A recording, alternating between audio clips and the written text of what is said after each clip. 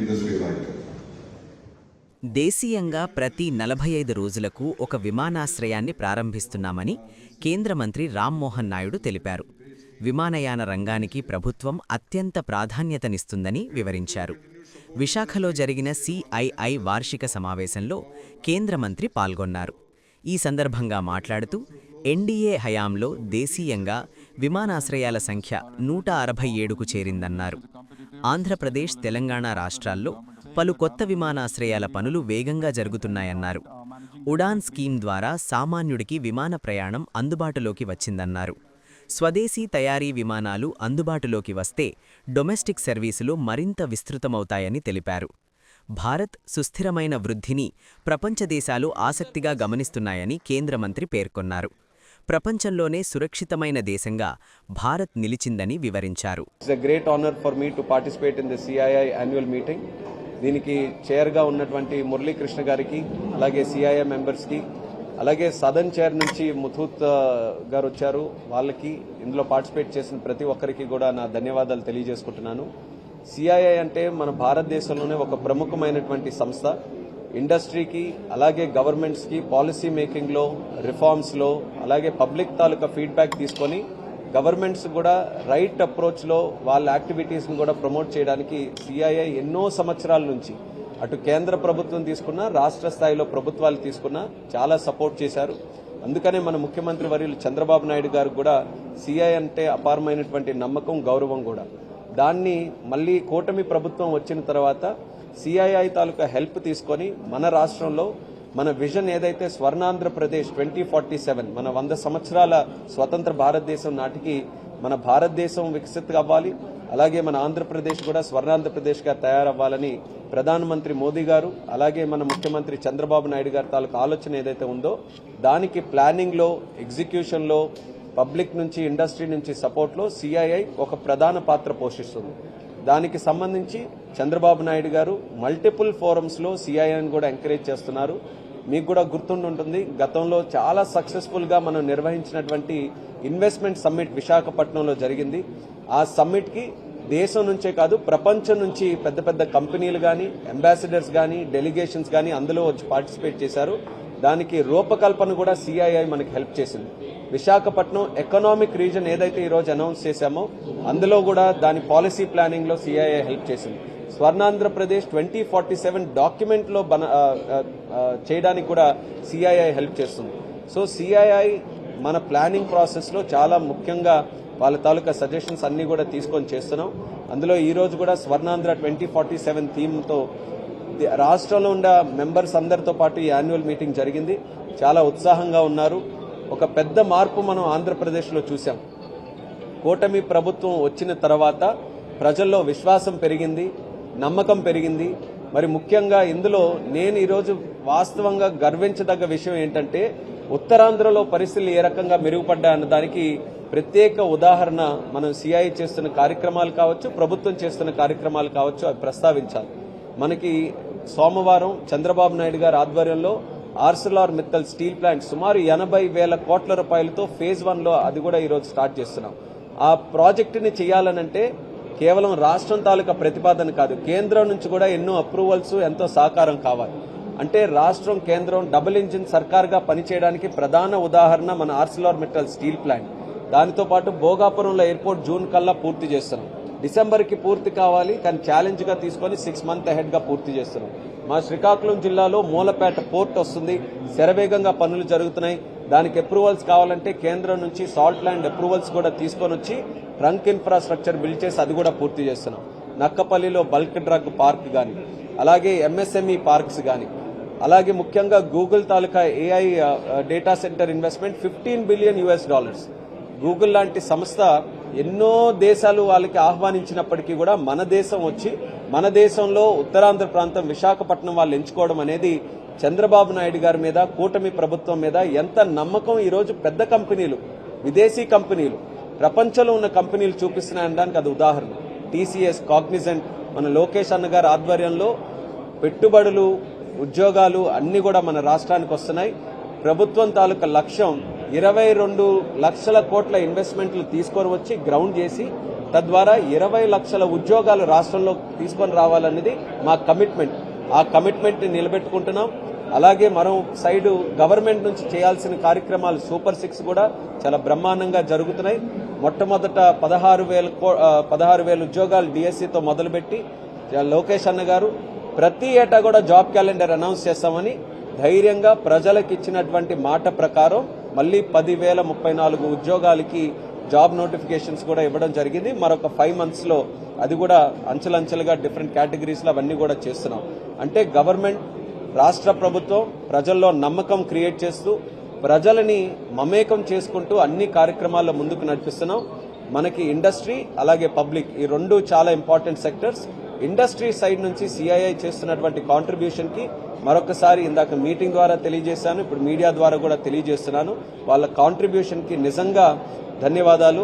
చాలా చక్కగా industry association ఏదైతే ఉండాలో లోకల్ అండ్ గ్లోబల్ అందరినీ కూడా కలుపుకొని మన స్టేట్ దేశంలో ప్రపంచంలో ఒక ఉన్నతమైనటువంటి స్థానంలో ఉండడానికి ప్రభుత్వానికి వాళ్ళు చేస్తున్నటువంటి సపోర్ట్ కి ముఖ్యమంత్రి గారి తరపున నా తరపున ప్రత్యేకమైనటువంటి ధన్యవాదాలు తెలియజేసుకుంటూ ఉత్తరాంధ్ర డెవలప్మెంట్ లో వాళ్ళు ఇంకా ప్రధానమైనటువంటి పాత్ర పోషించాలి.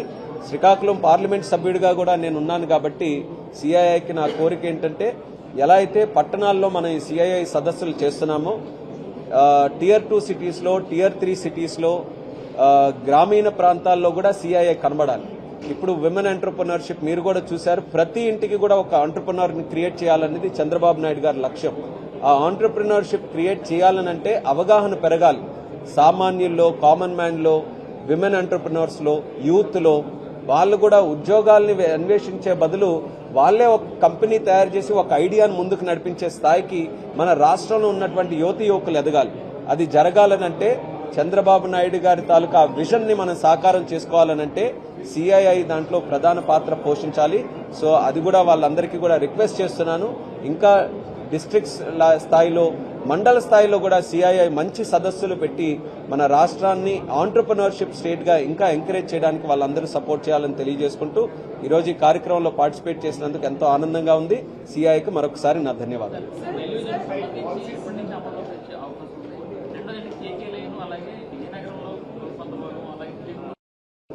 రైల్వే జోన్ తాలూకా విషయానికి సందర్భానికి వచ్చినప్పుడు గత ప్రభుత్వం ఉన్నప్పుడు కేవలం 54 acres రిక్వైర్మెంట్ ఉంటే ఆ 54 acres కూడా ఇవ్వలేనటువంటి పరిస్థితిలో గత ప్రభుత్వం ఉండింది. చంద్రబాబు నాయుడు గారు వచ్చిన తర్వాత స్పీడప్ చేసి ఫస్ట్ 6 months లో ల్యాండ్ క్లియరెన్స్ చేశాం. మళ్లీ శరవేగంగా ఆ హెడ్ క్వార్టర్స్ కన్స్ట్రక్షన్ ను కూడా మనం స్టార్ట్ చేశాం. వాళ్ళకి జీఎం ను కూడా మనం అపాయింట్ చేశాం. జీఎం కావాల్సినటువంటి ఆఫీస్ కూడా విఎంఆర్డీఏ డెక్ లో కూడా మనం ఎస్టాబ్లిష్ చేశాం. అలాగే ఆపరేషన్స్ కావాల్సినటువంటి ఎంప్లాయ్మెంట్ రిక్రూట్మెంట్ ఏదైతే ఉందో మిగిలిన జోన్స్ కూడా నోటిఫికేషన్ ఇచ్చి అక్కడ నుంచి ట్రాన్స్ఫర్స్ చేసుకునే ప్రాసెస్ లో కూడా ఇప్పుడు నడుస్తున్నాం. మొన్ననే మీరు చూస్తుంటారు, పార్లమెంట్ సభలు కూడా జరుగుతున్నాయి. ఆ సమావేశాల్లో ఒక ప్రశ్న అడిగితే రైల్వే మినిస్టర్ గారు కూడా స్పష్టంగా చెప్పారు, అతి త్వరలోనే రైల్వే జోన్ ఆపరేషన్స్ కూడా మేము స్టార్ట్ చేస్తామని. బౌండరీ తాలూకు ఇష్యూస్ ఏవైతే ఉన్నాయో దాని మీద సంప్రదింపులు మేము చేస్తున్నాం. ఒక కేంద్ర మంత్రిగా, రాష్ట్రం నుంచి ఒక రిప్రజెంటేటివ్ గా నా తరపున ఈ ముఖ్యంగా ఉత్తరాంధ్ర ప్రాంతంలో ఉన్నటువంటి ఆ లైన్ ఇష్యూస్ అన్ని కూడా అశ్విని వైష్ణవ్ గారికి స్పష్టంగా మేము తెలియజేశాం. చంద్రబాబు నాయుడు గారు కూడా పలు సందర్భాల్లో చేశారు. కానీ మేజర్ ప్రయారిటీ ఆపరేషన్ స్టార్ట్ చేయడంలో ఈ రోజు ఇస్తున్నాం. ఎంత తొందరగా మనకి స్టార్ట్ అయితే అంత తొందరగా మనం బెనిఫిట్ తీసుకోవచ్చు. కాబట్టి అతి త్వరలోనే ఆపరేషన్స్ కూడా స్టార్ట్ చేయడానికి అన్ని సిద్ధంగా ఉన్నాయి. ఈ ఆపరేషన్స్ లో 2 ప్రధానమైనవి విశాఖపట్నం డివిజన్ క్రియేట్ చేస్తున్నాం. Instead of Waltair division Visakhapatnam division, అలాగే అవతల ఈస్ట్ కోస్ట్ జోన్ లో మరొక కొత్త రాయగఢ్ డివిజన్ కూడా క్రియేట్ చేస్తున్నాం. సో ఫైనల్ బౌండరీస్ అనేవి డివిజన్ లెవెల్లో కూడా 2 కమ్యూనికేట్ చేసుకుని ఎస్టాబ్లిష్ చేయాలి. తద్వారా ఈ ఆపరేషన్స్ కూడా శరవేగంగా ముందుకు నడుస్తాయి.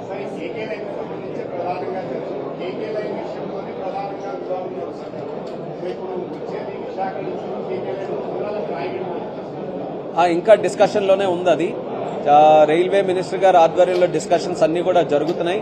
కేకే లైన్ అనేది బ్రేక్ చేయకుండా సింగిల్ లైన్ గా ఉంచాలనేది ఆపరేషనల్ వైబిలిటీ కింద రైల్వేస్ దగ్గర నుంచి ప్రపోజ్ చేశారు. సో అది చాలా టెక్నికల్ గా మాట్లాడేటటువంటి విషయం. ఎమోషనల్ గా మనం జోన్ ఉంది, ఎందుకనంటే జోన్ కి సంబంధించి గత 10 సంవత్సరాలుగా చాలా వోకల్ గా నేను పార్లమెంట్ లో కూడా మాట్లాడాను.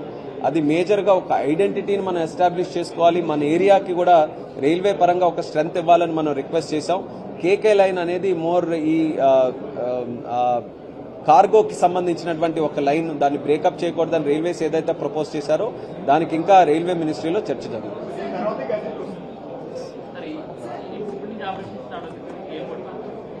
Airport the almost June end కల్లా ఆపరేషన్ స్టార్ట్ చేయాలని అన్ని రకాలుగా సిద్ధంగా ఉన్నాం. చాలా శరవేగంగా అవుట్ సైడ్ పార్ట్ అంతా కూడా ఆల్మోస్ట్ 100% అంతా పూర్తయింది. రన్వే కానీ, టాక్సీవే కానీ, టెర్మినల్ ఎక్స్టీరియర్ కానీ, లేకపోతే fire safety building, ATC tower అన్ని కూడా ఆల్మోస్ట్ పూర్తయి, ఎక్విప్మెంట్ కూడా వచ్చాయి. జనవరిలో వ్యాలిడేషన్ ఫ్లైట్ కూడా చేశాం. టెర్మినల్ ఇంటర్నల్ వర్క్స్ ఇప్పుడు జరుగుతూ ఉన్నాయి. అవి కూడా ఫాస్ట్ గా చేయించి జూన్ ఎండ్ కల్లా ఒక లక్ష్యం పెట్టుకొని మేము ముందుకెళ్తున్నాం. ప్రధానమంత్రి గారు కూడా దానికి ఇన్వైట్ చేస్తాం.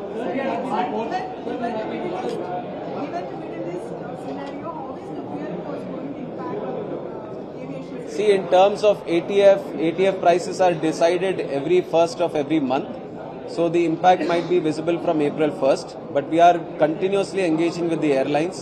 The first and foremost is that we want to have safe operations, especially to the Middle East and all other people also. And the second thing, the kind of impact, the economic impact it might create on the airlines and its operations. We are taking feedback from the airlines, and we are in discussion because it is a multi-departmental exercise. Civil aviation, external affairs, then petroleum and natural gas. So all the ministries have to combinedly sit and do it. In the interest of passengers, we will definitely try to see what best we can do to the airlines. Oh, definitely the impact is definitely going to be there. The oil prices and the ATF prices, definitely there is going to be an impact on that. But the impact should not be translating onto the operations or the passengers. So that will be the intention of the ministry, and we will engage in the positive.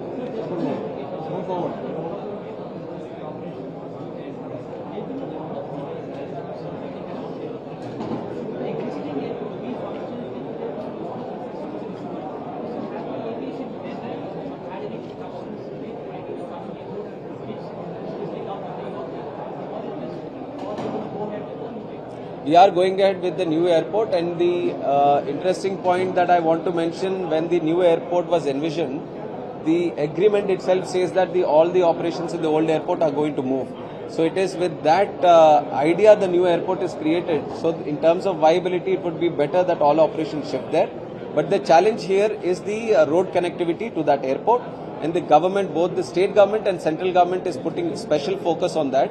And the alignment of the new beach road that is going to come, which is going to connect the city along the beach to the airport. It's a very important and crucial project for the operations of the airport, and it would be up to the tune of almost 5,000 crores. And the initial approval has been, nod has been given by Gadkari ji.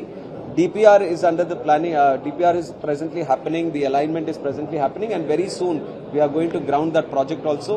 And we have identified 7 major routes where we can divert the traffic from the Visakhapatnam city to the highway which is going to connect to the airport. And the works on those roads are also happening in a very aggressive manner. And before the operation start at Bhogapuram, we want to widen or expand the roads network which is already there within Visakhapatnam. And I believe, even though initial days it is going to be a little challenging because we are moving the location so slightly far from the city, but once more activity happens around Bhogapuram, the connectivity becomes more streamlined, the challenge is not going to be there. And the example that I want to take is the city of Hyderabad. When Shamshabad was built 40 kilometers outside the airport, the initial days the challenge was there.